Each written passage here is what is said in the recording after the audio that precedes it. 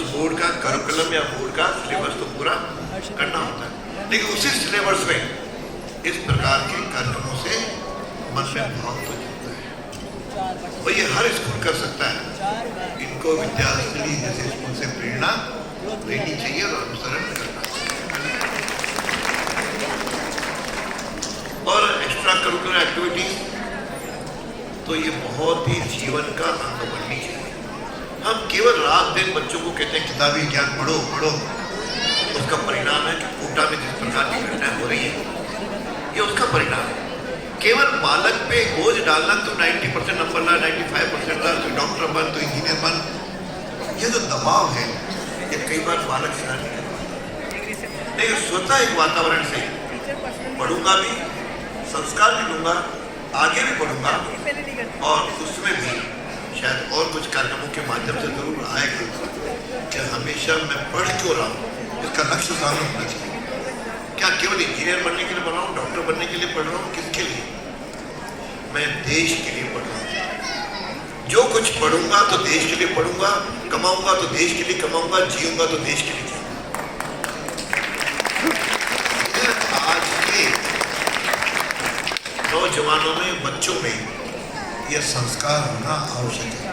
Nation चल पड़ा है, राष्ट्र पिछले लगभग 10-11 वर्षों से आगे बढ़ चला है, और उसमें भी इस समय जो कमी महसूस की जा रही समाज में, वह अपने सनातन संस्कृति के लिए जीना और उसके लिए रहना, उसका अभाव होता जा रहा है। और जिस दम सनातन नहीं रहेगा तो हम भी नहीं रहेंगे। आज बांग्लादेश को हम देख रहे हैं, और सारा किस प्रकार का वातावरण, ये उसके कारण है।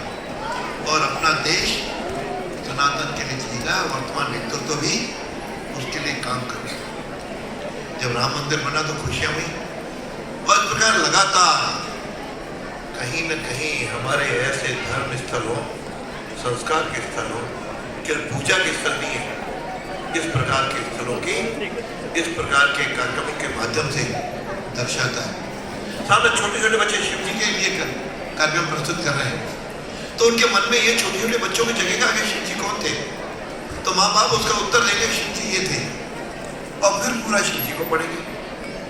गीता का कोई कार्यक्रम करेंगे तो गीता के बारे में उनके मन की जो जिज्ञासा है, मैं अध्यापकों से भी कहूँगा कि करिकुलम से साथ साथ यह बातें भी क्लास में 5-10 मिनट उनकी जिज्ञासा का समाधान करने का भी आवश्यकता है। क्यों, जब, क्यों, क्या और कब, ये 3 प्रश्न अपने आप में बच्चे को पूछने के लिए प्रोत्साहित करना चाहिए। यदि पूछेगा तो फिर रट्टे वाली एजुकेशन नहीं बनेगी, वह संस्कार वाली बनेगी, ज्ञान वाली बनेगी। और भारत उसमें चल पड़ा। अभी भी नालंदा विश्वविद्यालय का जीर्णोद्धार हुआ है। हमें पुरानी एजुकेशन में, पुराने में गर्व की अनुभूति करनी चाहिए। मैं सब बच्चों से एक बात कहते हुए अपनी बात को पूरी करूंगा कि मैं गर्व के साथ कहूँ कि मैं भारतीय हूँ। और क्यों हूँ? क्योंकि भारत का चाहे विज्ञान हो, चाहे भारत का इतिहास हो, चाहे किसी क्षेत्र में हो, भारत सबसे जुड़ा है। 2-3 एग्जाम्पल सामने, लेकिन बच्चों को हम रटाते हैं कि टीवी किसने आविष्कार किया, हमको किसी अंग्रेज या ब्रिटेन वाले का, अमेरिकन का नाम याद आता है। क्या हमको महाभारत जब पढ़ते हैं तो संजय ने मीलों दूर बैठ करके जो धृतराष्ट्र को आंखों देखा हाल बताया था, तो टीवी विज्ञान नहीं था तो क्या था? यदि गणेश जी के सूंड का देखें, उस समय भी सर्जरी थी कि नहीं थी, सामने है। पुष्पक विमान उसके सामने है, अपने सामने विमान उस समय भी था।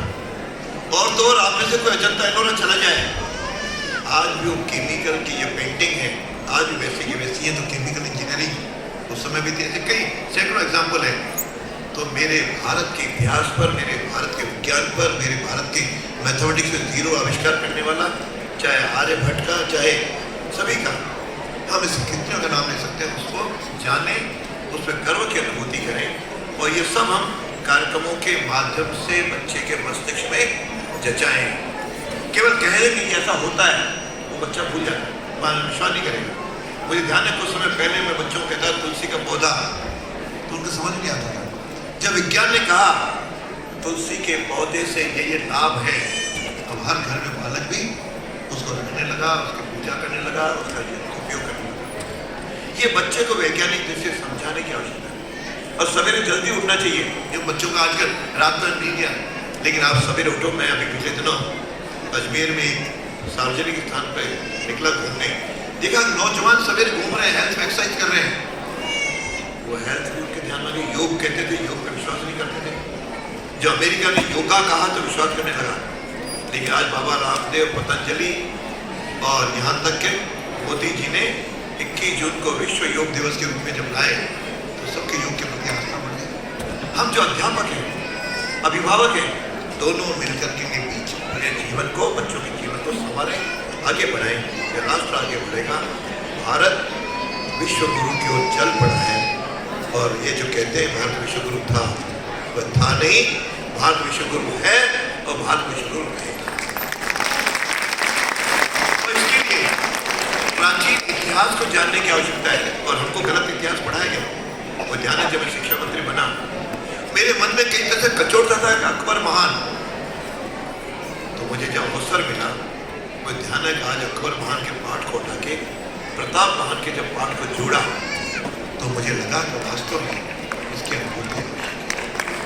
आइए हम सब प्राचीन इतिहास पर गर्व की अनुभूति भी करें और साथ में अपने देश की चीजों को युगानुकूल भी बनाएं, युग की चीज को देशानुकूल बनाएं, स्वावलंबी भी बने। केवल पढ़ाई करके नौकरी मांगने वाले नहीं, नौकरी देने वाले बने। यही निवेदन करता हुआ आपने बुलाया, सम्मान दिया, इसलिए बहुत बहुत धन्यवाद। जय हिंद, जय भारत।